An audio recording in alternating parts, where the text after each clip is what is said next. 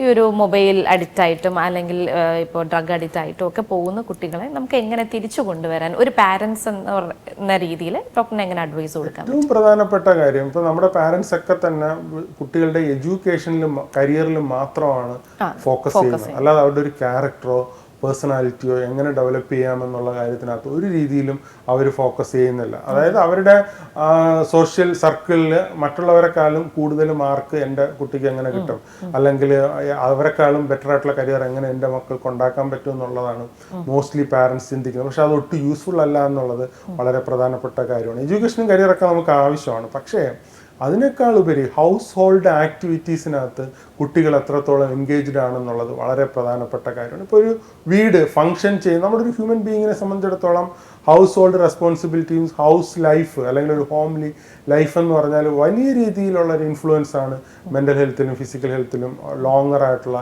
ലൈഫിലും ലോഞ്ചിവിറ്റിയിലും എല്ലാം തന്നെ ഹെൽപ്പ് ചെയ്യുന്നത്.